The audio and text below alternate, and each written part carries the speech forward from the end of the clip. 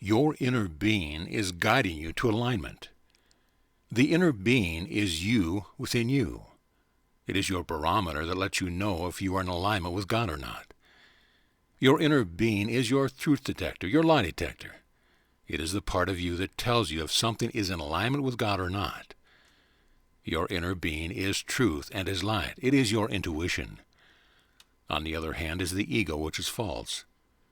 Think of the classic portrayal of the angel and devil on your shoulders. The angel represents your inner being. The ego is, of course, represented by the devil. Your inner being is within you. The ego is outside of you, for it is outwardly focused. Your inner being is inwardly focused, but it is aware of what is going on outside as well. It is omniscient, for it is one with God, one with your higher self. We would like to say that the ego does not exist. You made it up in the misunderstanding and false idea of separation. When you thought you were separate from God, you were unaware of the miracle of the inner being, which is connected always to God. In your misunderstanding, fear, and confusion, you made up another story. You replaced your inner being with this false representation of your inner being, which is the outwardly focused ego that does not exist. Think of the ego as a made-up character in a story. It is not real. It does not exist. It works only outside of you, for it is not a true part of you at all. It is your miscreation, so to speak. It was never necessary, for God has always been within you. The separation does not exist, and it never has. In the beginning you were confused, and the confusion has continued throughout time. Here and there great sages and teachers would come and teach the truth, but not enough people were awakened to be able to fully take in and understand the truth that they were teaching. At this time, many are aware enough, and more are becoming aware. It is the perfect time to begin to present the truth once again. There are key differences between the emotions you experience with your inner being and with your ego. Your inner being is never afraid. It never feels frustration or anger. Now, you may feel a slight sadness or melancholy feeling. These feelings are alerting you that whatever it is that you are thinking about, participating in, or viewing it is not in alignment with your inner being and with God. It is telling you that this is not a truth. Your ego, on the other hand, will continue encouraging you to participate in that which your inner being is telling you to turn away from.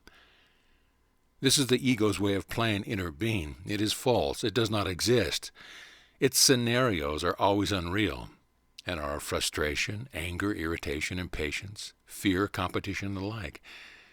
It finds many things to feel negative about and tricks you with its false representation of what are true. The ego's emotions are much darker than those of your inner being. In fact, the feelings from your inner being are not dark at all. They are gentle alerts that you are not focused in on the truth. The sadness or melancholy is your inner being telling you that at the moment you are not in alignment with God. Your inner being is eternal and is truth, always one with truth. The ego does not truly exist. Listen to your inner being, for it always leads you in the right direction. It is important to connect with your inner being. It alerts you to what is best for you. It gives you a very simple, unquestionable feeling to guide you back into alignment with God and truth. It tells you to cease the act of focusing on whatever it is that is causing the alert. Simply turn away, look in the direction of God and say, "This is not in alignment with God. I would like God to show me what is in alignment with God." All of the positive emotions such as joy, unconditional love, and lightheartedness. The ego, with its negative emotion, is much more complicated. We will say much more seemingly complicated, for it does not truly exist. It begins with, "This feels annoying," or "This is irritating. Let us look in another place that is moving in alignment with the irritation." It takes you from one negative emotion to another, and another, and another, and another. It has you focusing here and focusing there, and focusing even further away from what feels good. It takes you down many paths, none of which lead to anything of which bring you peace. These are the differences between your inner being and the ego. Connect with your inner being. It is of great love, for it is love. It is of great warmth, for it is warmth. It is your inner joy, your inner peace, and your inner well-being. As you maintain your connection and your alignment with God, your inner being, and the higher self, your world will transform to match what is in alignment with truth. And so it is. We shower you with blessings and our love, and we give thanks. Namaste.